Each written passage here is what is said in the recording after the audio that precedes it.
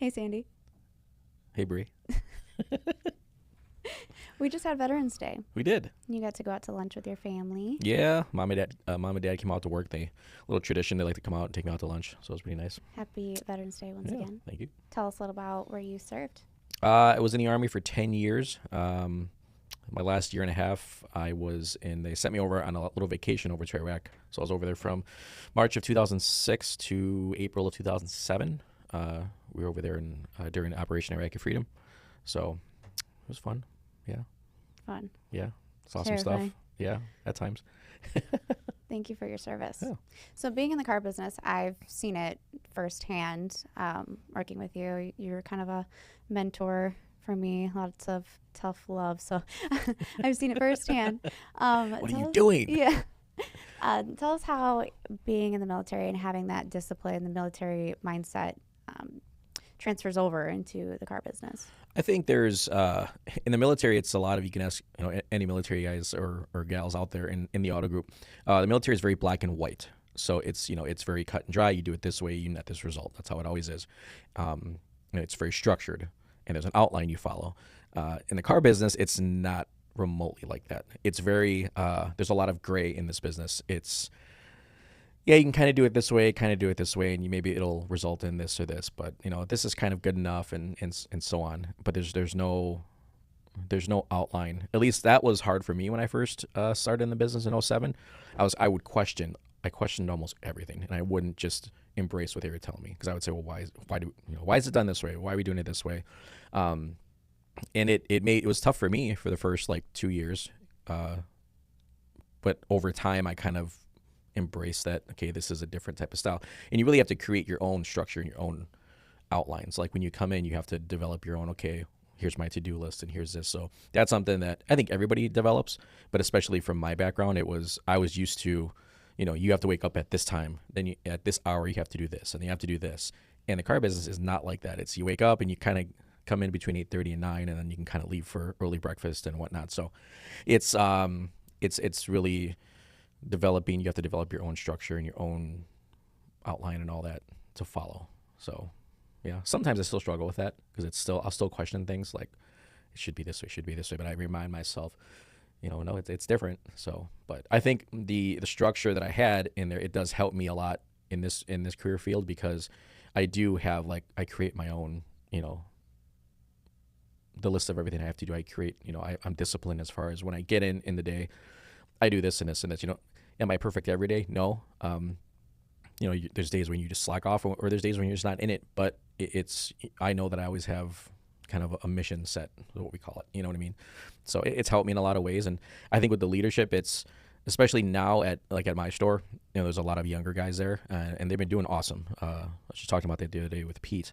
Some of them kind of naturally will follow me. It's not like where I'm not in charge of them, like not coming off that way. But I think sometimes they watch what I do and how I kind of work throughout the day, how I talk to customers, how I talk on the phone. And I've been noticing that a lot of them kind of are picking up my language, my little verbiage, because that's how I learned. I learned from listening to, the other guys on the phones and with customers and all that. So that natural leadership. And now they come to me a lot. Hey, Eddie, what would be the best response to this email? How should I, present this and all that? And so it's kind of just organically happened over time, which is kind of cool. It's rewarding, Do you like that? I mean, I definitely can see where they're coming from working with like you. Teaching them or yeah. It yeah. seems like you like to teach, or at least you're good at it. I or like you it just like because to tell people what to do. Yeah. I know with you, it's always like I was just yelling. There's a kid we have at our store. And, man, he tests me, but but I have to learn too. Is a lot of these guys they're half my age. They're 20 to 22 years old, and I have to remind myself, they're kids. Not to downplay it at all, but just they have generation gap there's different thought process. There's different, so it's kind of like how I was when I first started. I was 26. And then the guys that were twice my age were probably thinking the same thing. This kid's a goof off. He's coming in late every Saturday morning from partying the night before and all that. I like teaching. I like just kind of guiding and watching people develop. It's kind of nice because I can say, when I see somebody close a deal, after what I told him, hey, say it this way. Like I'll tell him, say it exactly this way. Like go back to him and say it like exactly word for word, the same tone, everything like that. Like it's almost theatrical. Like, hey, go back and say, hey, you know, I got a great idea. I just came up with something, like sound excited, and they'll go and I'll watch them from like 4 desks away, and it'll work. And it's kind of like cool because I can be like, hey, I was part of that, you know. Right. But I don't know, and it keeps my mind sharper too because the business is changing. You know what I mean? It's evolving, social media and the way we do everything. So it keeps my mind sharp, and it makes me better too because I have to adapt. And I think it's adapting to. If I were to teach somebody my age, I'd probably be a little lazier with it, but with these younger cats, you know, the attention span is like this. So you gotta be like, you gotta keep them in your sights. Like, hey, you know, it's the attention span is like the equivalent of a TikTok video. It's like 30 seconds. That's all you got them for, and then they're gonna drift. But it's been fun. It's a challenge, and I like challenging. And I don't know, I kind of like being a go-to guy. Just Right. whatever. I would think that the thought or the ability to adapt would be more hard with a discipline mindset. You know, like everything stays the same. It's done this way. Yeah, You know, I kind of like. on I'm used to repeat. that. But it's Yeah. funny because you're really good at adapting to the different changes in the business. Yeah, You can look sometimes at- it takes time. It can be challenging. You can look at social media alone. I Yeah. mean, you're one of the few that were hopping on it and, you know, It's just fun. getting on people to do it all Yeah. the time. But that seems to be, I mean, arguably the hardest thing to get people to adapt to. That's the road which we're is in. very strange. Like at our store right now. So now we're doing this thing in our like Tacobi. It's like the other version of it's a much more advanced version than like Vin Solutions, the CRM tool. It's all AI and everything like that. So now, but cool, you can send videos and everything, pictures like more effectively, and you can do it all from the app on your phone. So now what management has us doing is like when we have an appointment, like later today, I have a 4 o'clock appointment. They want us to do a quick video outside, like, hey, this is Eddie. You know, I'm excited to meet you at 4 o'clock. And then you kind of, just so there's no confusion with our two stores on the property, you know, you're going to come to the Jeep store and I'll point, you know, there's a big American flag here. And it's natural for me, right? I like doing it because now and I've learned that from people on TikTok. I actually brought up the idea we should do videos for appointment confirmations or like, hey, I see that you inquired about this Wrangler. It's here. It's awesome, man. And what time can you come check it out? Ask for me because now they see your face. And it's better than seeing like a boring email or a text because that's where everything's going Right. now because nobody reads emails. Mm-hmm. Like people want to see a video because what do? We scroll on our phones. We're going to scroll past text messages and emails. But if you see a video, a play button, they're going to watch that, right? So there's a guy on TikTok, Benz and Bow Ties. He's a GM at a Mercedes dealer in Ohio. Yeah. And I mean, I'm sure you've seen him. Yes. And that's where I picked it up because he started doing these videos on, you know, how important it is where sales is going. It's going to video. That's where everybody lives. So back to what I was kind of getting at is a lot of these younger guys, you would think because they're always on their phone.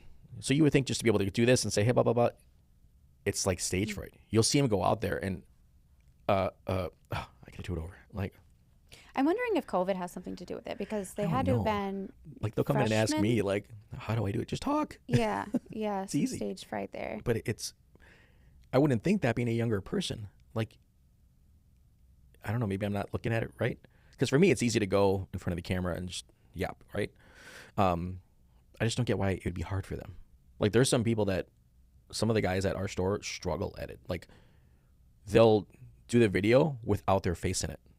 Yeah. They'll kind of be like, hey, here's the building, you know, I look forward to seeing you. You can hear them in the back. It's like, why are you afraid to be? But then you'll see them the following weekend with their faces all over Snapchat. And it's like, I don't get it. Like, Yeah. this is your era. Build on it. You know what I mean? So You would think maybe they need to go through some life and some trauma I don't to know. gain the confidence I to hear people. tell them, I say, just the more you do them, it'll be like sending a text. It'll be easy. Yeah. And it doesn't have to be a 5-minute video. You're doing a 30-second quick vid. Right. Hey, so-and-so, blah, blah, blah. That's it. That's all you gotta do. And then you hit send. So It's fun being in, like when I was in sales and asking people to make TikToks, people didn't want to. nobody wanted to do it. Yeah, but in this position, I go there and I hardly get any pushback now. People are getting used to it. But isn't it strange? Like I remember you were telling me the stories like at that store where, like, again, a lot of younger people and none of them wanted to do it. Mm-hmm. And I'm just dumbfounded. Like, why? That's your era. Like, us old guys, we should be the ones going, I'm not doing that camera junk. I'm just going to open the paper. And it's like, you know, no, that's your era. If I'm enjoying it, you should be triple, like, excited about it. Like, you get to literally mess around on your phone and send videos. Like, you want to sit there and type a boring email? Hi, looking forward to seeing you at 4 o'clock. Make sure to come to this store and ask for me. No, do a fun video. Like, Yeah. or like do a funny TikTok. Like, you get to mess around at work. And if you could find a way to make it profitable, I never understood that. And they're just like, I don't want to do it.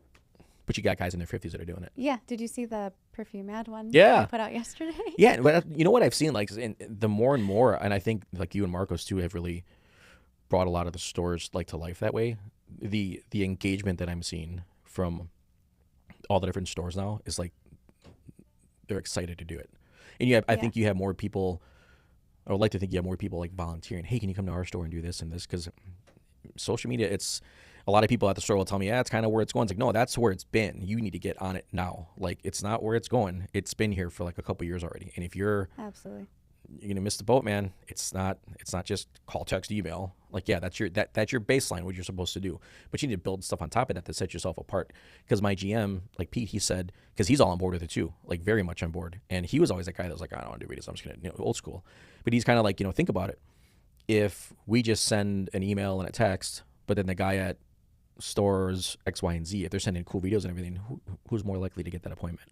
Yep. So there's so much to do that we don't have enough time in the day. Yeah. There's always something. Yeah. Yeah. I mean, I don't know. It just, I just never, I don't get it. And I see there's a lot of people that I know I don't know personally, but like stores I've worked for in the past, like Milwaukee, like there's a girl that works at the Lexus store in Brookfield, and she's always on TikTok, and she's just doing funny skits, but it's gaining a following. And then she's actually been, not that I'm TikTok stalking her, but I've seen her like post like sales and stuff, like people that message her on TikTok about a car. It's like, she's just having fun. I'm sure she's doing her baseline job that you don't hear of every day, but those people are highlighting the other part of the job and they're making it fun. And that's, car sales should be like that, because you got to break that mold of the car salesperson. You know what I mean? Right. It's definitely effective. And since we've had the social media team here, the leads on socials have increased a lot, to the point where we're going to actually create a lead source for it. We had a meeting, to see what would work for that, because if somebody's sending you a DM on TikTok, they're probably not going to click on anything or fill anything out or call the store. So we're going to set up an actual lead source, so when it goes to the CRM, you'll see it's from TikTok or it's from Instagram or Facebook Messenger or whatever it may be. So that would be super nice too. But it's cool where it's gone, because like when you were at that store, you were doing a lot of the videos and everything like that, and I was kind of telling you do it, like you're good at them doing it, and everybody around is kind of like, that's kind of awkward, it's kind of silly, like, but look where you're at now. You know what I mean? Look what it gained you. I mean, yeah, you're still a great salesperson, but you wanted to try something different, and the cool thing about our group is you can go to different departments and all that. You found your niche. You want to be social media. So had you never not started doing that, you'd be on the sales floor somewhere, just kind of like going through the motions and what, you know what I mean? Yeah. But now that you brought that to light, and I said, hey, you go somewhere with this. Like, if I know you love selling cars, but a lot of people, especially the younger people, they don't want to do it forever. Right. And this is like full circle inner child. Because when I was a kid, I was in a fine arts program in school, and different Miss Lippy. Yeah, Destination Imagination and things like that. So I was doing skits all the time as a kid, and then nothing really after that, right? Got into high school, didn't do anything, didn't go into theater. I was in plays through middle school, whatever. So now it's like inner child is coming out, and I think it's made me fun. A better human all around, a better mom, a better partner, better friend, better family it opens member. up your mind. It allows you to really tap into your creativity. When you do what you love, it's unreal. Well, that's why, like, I've been, not to go too far, down the rabbit hole, but like, I love what I do, and I know there's a lot of people in the group that love what they do. They love, they love wrenching on cars. They love selling cars. They love being a sales manager and leading a team and whatever, and finance guys too. Even though finance guys are prima donnas, but I'm kidding. But and then it's just, you find something that you love, but now, like with me, like I love selling cars, obviously, but now it's kind of like, okay, I've been doing it a long time. So I started putting my face in front of a camera from getting ideas from Benson Bow Ties, people on TikTok and people on Instagram, because I'm just trying to have fun with it. Like, okay, I already know that I can do the job, and I do the job fairly well, right? But I need more excitement. It's like that relation. It's like that marriage where it starts to get a little boring. Like, yeah, you're always going to be there for each other and all that, but you need a little spice. You know what I mean? And I think with the social media thing, it's now I'm having a lot more fun, because it's like I get to come here, we get to film an episode, and I get to run back to the store. And it's cool that Kunes allowed us to do this, you know what I mean? Just to say, hey, here's the room, it's built it, run with it, and they're very open to it. And that's pretty cool, because I don't know of any other dealer group in Wisconsin, or at least the stores that I worked for, they don't have anything like this, not even remotely. Right. So it's pretty Right. cool. Speaking of opportunities, last week you won a contest at work and you were able to go to the Bucks Bulls game. Yeah, that was fun. That's pretty cool. Yeah, it was. It wasn't just me. It was so there were they split us up into different like 3 teams, and it was with the special finance department, and the team I was on. So Jacob, the captain, one of the younger guys, I was on his team. It was me, him, and Michaela and Nick, and the winning team. The 2 finance managers said, "Hey, we're going to take him to the Bucks Bulls game." So it was like a points-based system. You know, for every person that sold a car, you got this many points, and then for every video you did, you got like 5 extra points just to do a video on like geared towards the special finance.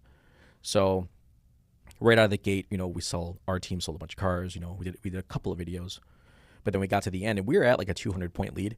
And I told Jake, I'm like, we got to do some videos. And they're all young. They're all in their 20s. And I'm like, I'm gonna do them. So there was one day when I did like 10 of them. And now we're for sure gonna win.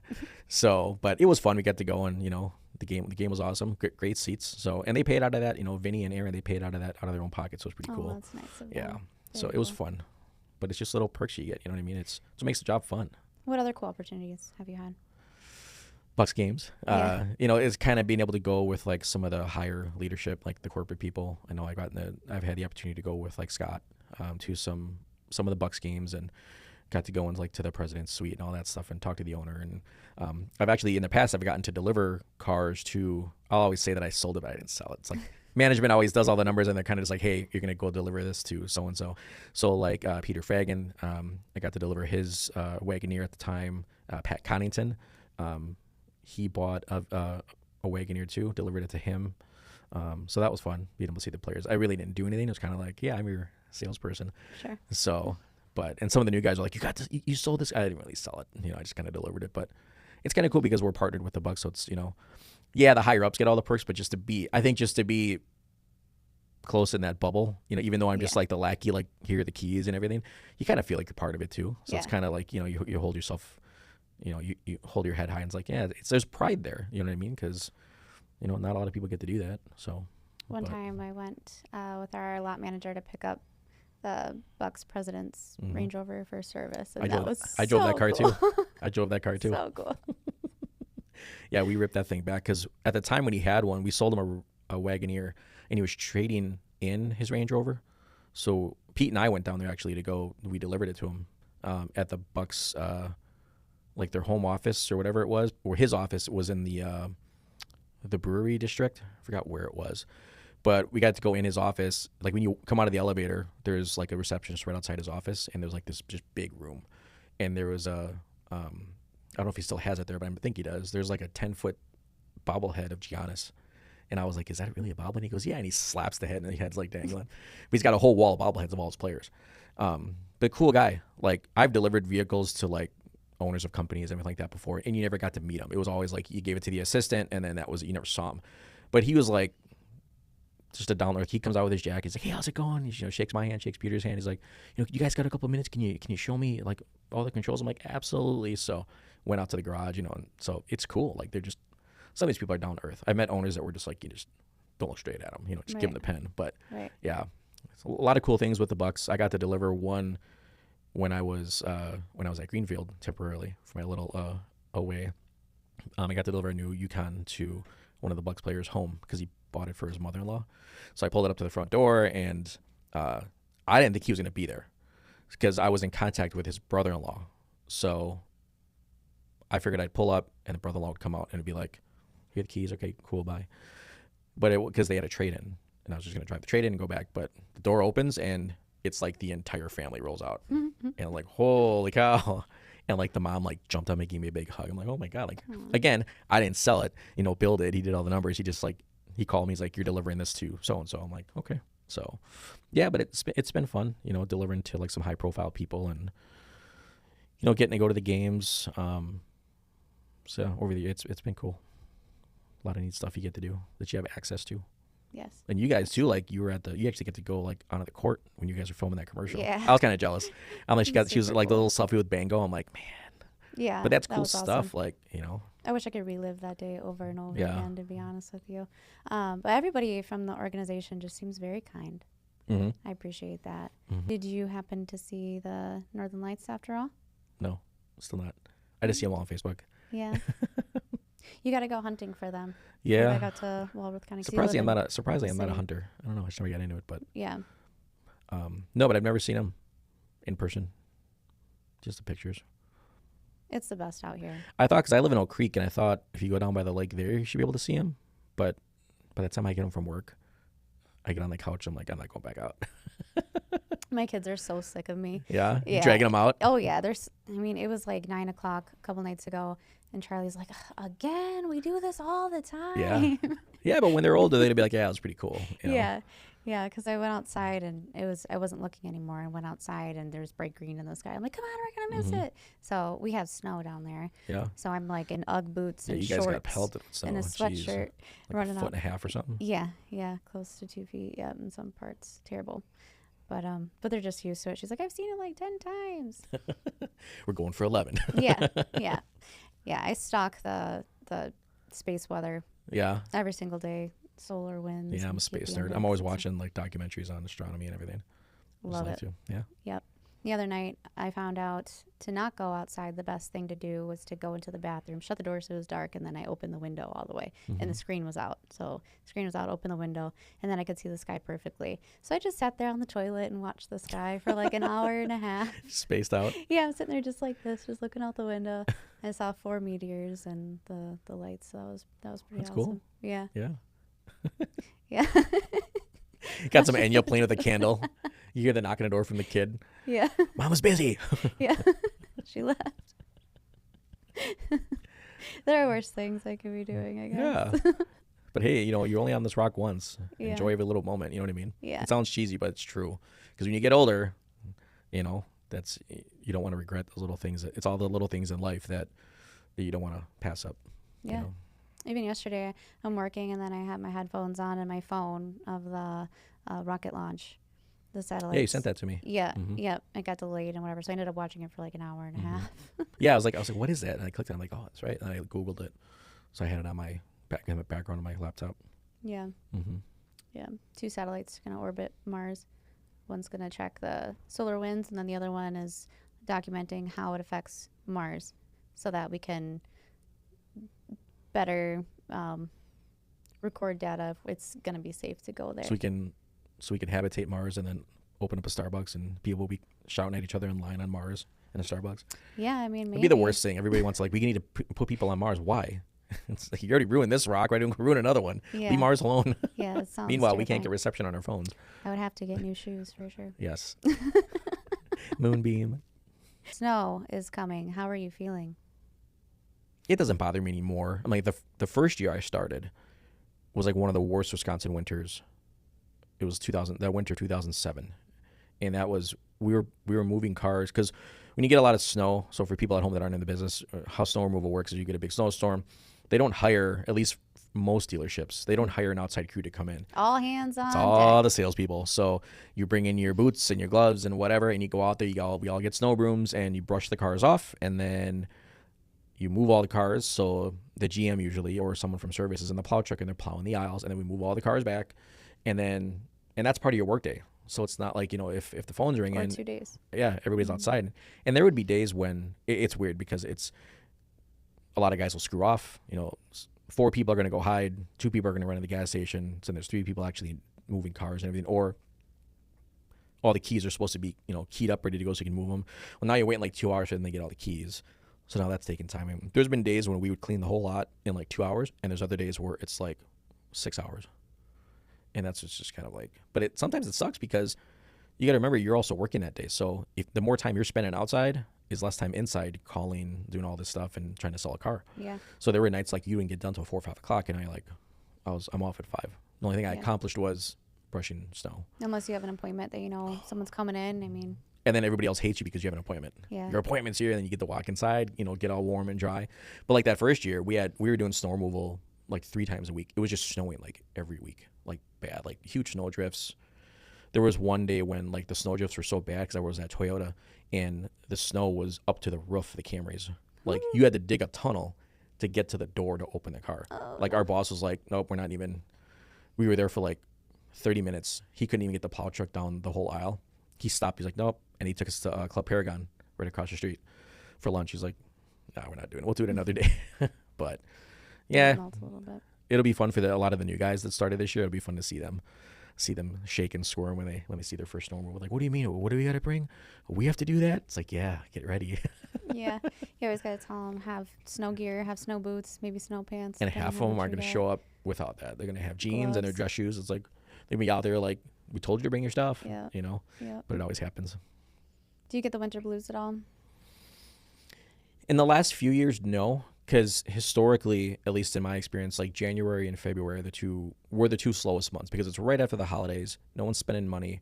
It's kind of like the dead of winter. But for me, in the last like 3 years, and I've actually been hearing from my other friends in the business, like the last 3, maybe 4 years, there really hasn't been the case. January, those 2 months are starting to become more busier than usual.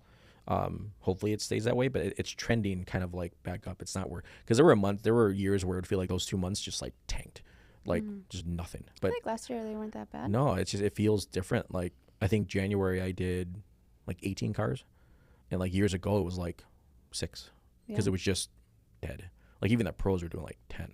Like, okay, this guy's been, so, and it's different for every store. It's different for everybody. I'm sure there's guys that are selling 30 cars a month in January. So cool, kudos. But I don't know, in my experience, it's just those 2 months usually would just be tanked, and you were just waiting on spring, and then, but it hasn't been that way because I don't know. The winters seem a little faster. They start out slow, but then all of a sudden it's like, oh, spring is in 45 days, so yeah. Mm-hmm. And you just can't predict the weather too. We might have a 60-degree day. And then, like today it's 60 degrees. Yeah. And then last week you got a foot and a half of snow. Right. Doesn't make sense. Yeah, it was absolute twilight zone. Well, it's Wisconsin. Yeah. There's never a happy medium. We go from 80 degrees summer to, hey, it's 43 and a foot of snow. Well, even that day, we were totally snowed in because I have to park in an alley. So the alley's this way. I'm parked this way. Yeah, Marcos was telling me that. Yeah, and then the streets didn't even get plowed until, I don't know, noon, our street. Yeah, because they didn't have anything. The plow trucks weren't ready. Just the city plows, yeah. And then, so the alleys weren't getting touched. Yeah. So those weren't done until 2 o'clock or so. I had front wheel drive, Yeah, so yeah. Plow finally came through at like 2 p.m. And by then you're like, I ain't going anywhere. I'm not going to work. Yeah, I'm not going to get Just here. chill out. Go get something to eat. 4, right. Make dinner. Yeah. So had to call kids out of school and I had to stay home. But then the next day, I'm leaving for work and the alley's still terrible, whatever. I get like 5 miles down the road. As soon as I got to 94, nothing. No snow. Absolute twilight zone. I was a little nervous the night before. I'm looking for my snow boots, everything. Chad's like, we're just going to get a light dusting. He opens the window and, oh boy. Yeah. Yeah, I think I woke him up in the middle of the night, actually. I got up to his bathroom, woke him up in the middle of the night. I'm like, we're getting pounded on. He's like, nuh-uh. He wakes up. Right. I don't think you're going to work today. Yeah. I told you. Yeah. If you're a car salesman, they'll probably say, oh, yeah, you got to come in. You got to brush snow off. No, I'm not. There used to be a rule, one of the stores I worked at, where if you lived like a certain distance from it, you didn't have to come in. Because if you lived like within like 10 miles, they made you come in. Even if it was your day off and it was a snow day, like snow removal, you had to come in. For guys that live like more than like 30 miles away, like guys that lived up in, Sheboygan or Cedarburg, to the people I knew, they didn't have to come in because, but I lived 12 minutes away at the time. So you had to come in on your day off and sit there for 6 hours. And then when you're there, you're like, oh, I might as well just stay here now because I'm trying to do something. But you didn't. You just sat there and BS with everybody. But I've never seen a dealer group that was so involved in the community. Like, I mean, there's a lot of, like, there's groups out there and, in the Wisconsin area, in the southeastern Wisconsin area that, big dealer groups that do this and this and this. But Kunes really, I mean, and now that we have stores in Milwaukee, now we're in their backyard and we're doing more than those stores are. And not just for the street cred, you know what I mean? I think because Greg truly cares. He's like, oh, yeah. We want to be a legacy. That's what he's building, Yeah. And it's cool to be part of that, He's incredibly quiet about it all. He's very humble. Yes. Yeah. Yes. You can tell when he walks into the store. Yeah. He talks to everybody. If it's a porter, he'll shake his hand. He doesn't just walk in and go straight to the manager's office. He grabs popcorn, chills with everybody. How's everybody doing? For the owner to say, how's everybody doing? He'll come up to me, hey, how's it going? What's new? Did you call my customer? Everything like that. This guy owns, just in the auto group alone, owns 40 plus stores. And we're just you and me, we're just tiny little cogs on this big system. You know what I mean? It's like for him, it makes you feel important and valued. Like, not to, get some brownie points, but it's true. It's just, that's cool, man. That's why people love working here in whatever department you're in. We're going to start shedding some light on more of the charity stuff that we do. Yeah. Not only, to show what we're doing for the community, but to anybody who needs help so they can know what kind of resources, because they just might not know. Yeah. Yeah, I was actually thinking about. I was talking about this earlier with some guys at work. I think I was talking to Ben about it too. Lakeland Church. Like I was thinking about going to a Sunday mass, Oh, I love just Lakeland. to go, You'll love because it. I've never been in there. Like we drive by it all the time on the test drive route. It's right down the road from the store, but and everybody's like, "Hey, you gotta go, man." Yeah. Everybody there is so welcoming and everything like that. And I only went to church when I was a little kid, like communion and all that stuff. Or when there's a wedding, that's my scope of going to church. But It's a very come as you are. yeah, especially All the newer walks of life. style. Yeah, there's like the Awesome stage and the band. music. It's like that's the church I'm used to going to is the old wooden pews, where you have the priest up there, and then all you smell is like the candles from the sides. But you go in now, and it's like a full auditorium, and there's people that are like in the aisles, like guiding you. Oh, three, oh, right down this aisle, and then it's kind of just Yeah. it's like kind of like watching a concert Mm-hmm. with a little sermon in there. It's kind of cool. Band So is awesome. yeah, We would be there we'd usually go to 10 o'clock hmm service, and we'd be there till like 1:30 because of the park. and it's not it's It's not just the honestly the church. They park. have they have a full like a daycare center there. They have like Mm-hmm. a cafeteria or Every whatever. It's age like it's has nuts. their own room, every grade level, and then there's middle school and Yeah. then youth group. My son still goes to youth group there because the kids, their dad's house is Mhm. out here. But we don't live here anymore, so Yeah. don't get to get out there, unfortunately. But I love it. It's cool. Went Yeah. for 4 years or so. Yeah. I might go there one Sunday just to check it out. So, car dealership guy put out a article talking about what buyers are looking for, hmm and right now where the industry is in the strongest pace for used vehicles since 2021, saying that buyers are looking for feature-rich, newer model Yeah. vehicles, somewhere under 35,000 miles, or like a budget-friendly vehicle under 15 grand. Are you seeing that often? Yeah, a lot Or because more than new cars are just getting expensive. The Grand Cherokee used to be 30,000. Now it's 50. Yeah. And so on. So people are looking for, a newer used vehicle, pre-owned vehicle. The cool thing about our group is we have the lifetime warranty and all that, which is nice. But feature rich, like the infotainment is really now a big thing. It's been a big thing in the past decade. Because it used to be who has the most airbags, who has analog brakes as standard. Now that's just a given, right? So now it's people want like the bigger screens, and they want the Apple CarPlay, and they want the voice rec, and they want all the tech. Even like they want all of it, but they're only using some of it. It's like to know that they have it. They're like Jeeps have the passenger side touchscreen, so they want that, and they never use it, but they just want it. I don't know why, but they want all the like the blind spot and everything like that. And a lot of that stuff. What's cool is on a lot of the newer cars is where years ago where some of that stuff was optional, it's now becoming standard. So like a backup camera and blind spot monitor and parking sensors, that's becoming standard now, which is cool. So, and budget friendly cars have been a big thing, but it's kind of it makes it a little tough now because the market sees that everybody's going for like these $15,000 cars, these $20,000 cars. So those cars are now getting more expensive. Right. So you used to be able to get a $15,000 car. I talked about this with Marcos for with 30 to 40,000 miles in it. It's hard to find now. Now those $15,000 cars have 60 to 80,000. You see it when you go on, you shop online, but it's people are trying to hit a budget now. The Yeah. elusive 350 payment, which kind of exists, but it's tough to attain.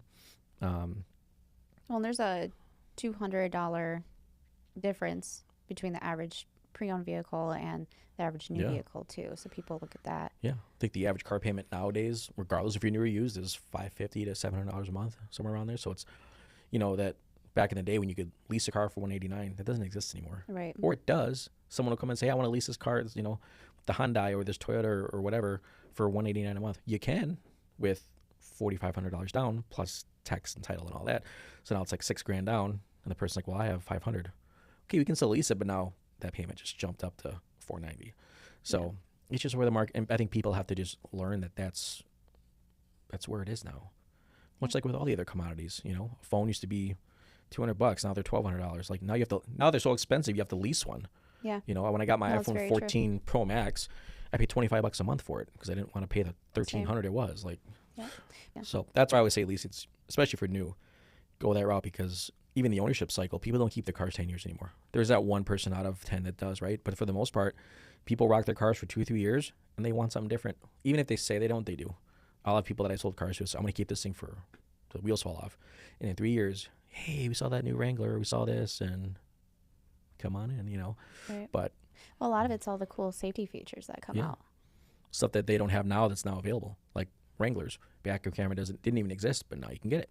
Or like now, last year, a power seat became available on a Wrangler for the first time, and there were a lot of Wrangler buyers that were like, oh, that's like the coolest thing. And even like Grand Cherokee people that weren't even considering a Wrangler, now they're like maybe they already have a Grand Cherokee in the family, and now they want a Wrangler too, and they go, oh, it's got a power seat. Now it feels like a Grand Cherokee because you took that and you just put it in this. And like now the Wranglers have quick release doors, so you don't need a bolt. You don't need to undo the bolts. You open the door, you flip a tab, and the door comes off. Oh, that's nice. So now you're gonna get a bunch of people that have had 2 or 3 year old Wranglers. Now they want the new one just for a door. Yeah. You'll just have that. So Convenience. yeah, but People yeah, pay for convenience. the $15,000 car, it's hard. It exists, but the payment isn't what you think it might be. It can be, but it may take any payment's achievable, but you may have to put this much down, even if you have great credit. And some people don't. Nobody just has $5,000 to put down for the most part. You know what I mean? Your average Joe is like, well, I'm gonna put my first month payment down. Cool. So, but it's driven the market with those cars. So dealerships, we try to buy more of those cars from auction. We like Altimas, Camrys, Equinoxes, Chevy Rogues, or Nissan Rogues. Those are cars that sit in those upper teens that are great cars for like the middle people, people that don't or can't, do the $100,000 car, but don't want the junky $10,000 car either. That car that's in the teens has warranty, it has good miles on it. It's not junk, something that'll last them 5 years or whatever. Are you noticing a big difference with the vehicles that you sell? Just looking at your sales every month. Yeah, it's noticing more pre-owned than more pre-owned. We are like even our store. We're always going to sell more pre-owned than new. Lately, we've been doing a lot more pre-owned than new, just because it there's a lot of variables. It's inventory. Like we didn't have a ton of new inventory, so we're actually selling more pre-owned stuff. But now our inventory for new is good, it's great. So now we're always gonna sell our pre-owned, but now we're trying to really move on the new stuff. And sometimes you can switch people. They're looking at a 3-year-old Jeep or a 2-year-old Jeep. It's like, now for not much more, you can get into this one. And they're gonna go, well, I don't want to spend $10,000 more. Yeah, but this one has 0% financing on it. Sometimes it's even less. Yeah, it's like, hey, you can pay an average rate of 4 to 6% because that's what new car rates are in that range right now. Or how about this new one? Yeah, it's more, but it's 0% financing. Yeah. And everybody right now is like, every manufacturer's doing that right now. 0%. That's all I'm seeing, which is great. And all those people that were complaining months ago about the rates are bad. Okay, here's 0%, and you can't find them anywhere. It's like, this is what you wanted. It's here. So the article was specifying people are looking at what's going to be a smart buy. People are just being overall more smart with their money. Mm-hmm. Do you see that to be true? Yeah, I think, I think the smartest, if you're looking at new, the smartest buy right now is to lease. And there's probably a lot of people that can disagree, but I've said this before. I say this all the time with leasing. There's 2 types of people that don't like leasing: people that have never done it, or 2 people that don't know anything about it. Because I'll ask them, I'll even say, you can tell in the person's face, have you thought about? Oh no, I don't want to do that. Why not? I've never leased before. Well, how do you know it's bad? Well, I know someone that had a bad experience. Okay, well maybe that person didn't intentionally want to lease, but maybe the salesperson set that person up wrong. Let's say that person drives 15,000 miles a year and they structured a 10,000 mile a year lease. Well, of course you're going to set them up for failure. But I'm not just going to automatically push a lease because I think it's a smart buy. I'm going to say, well, what's your lifestyle? How often do you trade out? How often do you like getting a new car? Mm-hmm. Well, we typically do every 2 to 3 years. Okay, now you're a lease candidate. How many miles do you drive? 12 to 15. You're a lease candidate. But even if you drive more, I mean, that's not an automatic no. No, even if you drive a ton of miles. Like I was watching a video from Benz and Bow Ties, and he was even saying, even if you drive 18, 20,000 miles a year, we can structure a lease for higher miles. Yeah, or if you get into something else, it's just if you give it back. And that's the classic thing. When I'm done with it, I have nothing to show for it. Yeah, you do. You leased a $60,000 car and you only paid $25,000 of it, and you were only in it for 3 years, versus being attached to it for 6 years. And now you want something else. Yeah. So you got exactly what you want. Because people don't, in this day and age, not just cars, but everything, people don't want to commit anymore. They want to commit, but they want to commit for this much. So it's like, some of these people, it's like, you can't even commit to this or this or this. Like I can only commit to working out in the gym for 3 weeks, and then I fall off the wagon. It's like, but now you want to commit to something for 7 years, for 84 months, plus you're paying all that interest because you already told me you don't like paying interest. Well, then lease. You're kind of, it's a money factor. It's kind of, you do some reverse math and the interest rate comes out to like 1% sometimes. But And it's gotten a little easier to lease too, Yeah, it's with hella easier because credit requirements yeah, I coming mean, down a little and bit. you don't have to have perfect A1 credit. There's people that are in the 600s that I lease cars to, and it's also designed to where, like in your, what you guys just did. Okay, I need to be at said payment. Okay, well if you're financing it at 72 months, you have to put 9,500 down. Well, I don't have that. Okay, well if you put 2,500 down, you're at the same payment and you're only hooked on it for 3 years. Cool. And by the time it needs tires and brakes and wiper blades, what are you doing with that car? Giving it back, or you're trading out of it. So, and then you get something new. So you only essentially paying for the depreciation part of that vehicle, and you have something to show for it. You have all the money that you didn't spend. And then a lot of times people say, well, I want to finance it, then it's mine. Okay, it's not yours. It's the bank's. It's Landmark's. It's Capital One's. It's Green State, right? And when you pay that off in 5-6 years, what do you typically do when you finally pay off your car? Get something else. You get something else. And then what are you in? You're in another payment that the bank owns. So you're smarter to lease. And for some people, you're not a lease candidate, and that's fine. I'm not trying to convert the whole population to leases, but there's more people out there that should be leasing, that if they just knew a little bit more, and if they had a salesperson that took the time to kind of at least present it to, not push it on it, but at least say, hey, hear me out. But once you write it on paper, a lot of them go, that does make sense. Now they're excited because, oh, my lease is up. What do I want next? Yeah. But like you said, you want to trade out of it earlier. Now, if you're in something at 84 months because you got your 550 payment, right? And on year 3, you need something else, or lifestyles change. I've had people where now they've had kids, they need something bigger. I have people where they've gotten a divorce. Couples have gotten a divorce, and now it's like, well, we don't need that car. Rather than having us be stuck in that loan for the 5 years, where your lease is up in 3 months, then you can just turn it in and done with it and go get something different. Yeah. So it gives you more. You're obligated for a lesser amount of money for a lesser amount of time. Yep. So, and again, it's not for everybody, but for the majority, Definitely you'd for be it. surprised. Yeah. Yeah. Or even people who, they have a good amount of money down, they could do a one-pay lease and then not even Yeah. think about a payment. Yeah, I did that at we don't do it at Jeep. Jeep used to do it like the first 2 years I was there, but they don't do it anymore. But like Lexus, when I used to work at Lexus, we could do one pay leases. And I remember there was this lady, she always worked at this one sales guy. I was the youngest guy there at the time. There's all Lexus, all the old guys. But he retired, so I kind of took over that account.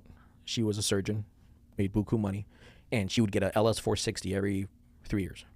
She'd pay cash for it. She'd pay it was like 95,000. She'd pay cash, 3 years, turn in.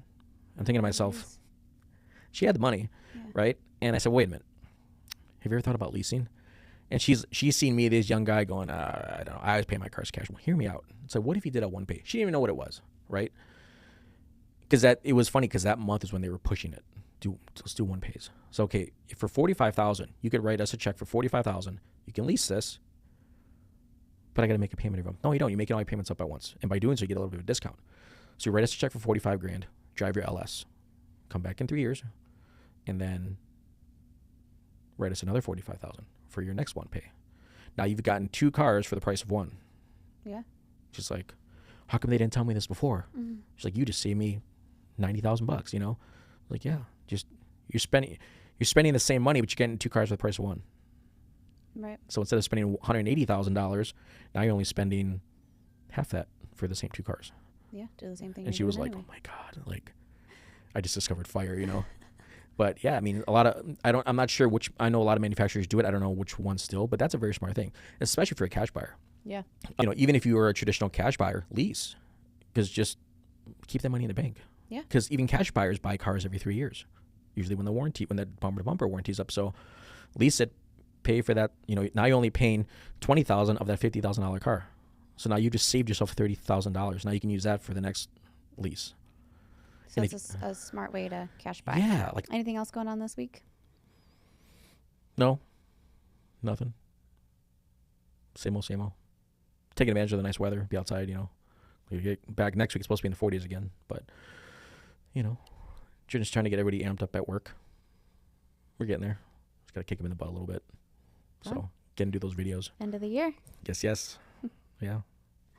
And next week we're going to have Will. Yeah, I'm excited about that one. My buddy Will. Will Lopez over at Kunes Greenfield. Yeah, he started at our store. Actually, when I was out for my injury, when I broke my leg back in 2019, I was out for 2.5 months. And when I came back, Will was sitting at my desk, and he had already been there for like a couple weeks. and they were all like, "Oh, it's Will. We love him." And everything. I'm like, I don't like him already. But now he's like one of my best friends. He's a cool guy. But now so he started out as sales at the Jeep store, then he became a sales manager, and then now he's a sales manager. Well, at the Greenfield store. So I called him up and said, "Hey man, I know we got the podcast going. I want to have you on," and he loves that. He's like, "Yeah, I want to do it." So tune in next week because that'll be a fun episode. Oh, sassy. Yes. I can't wait to have him on. Yeah, It's going to be fun. It'll be fun. I'm excited about that one. Yeah. Yeah. All right. Well, until next week. See you on the next one.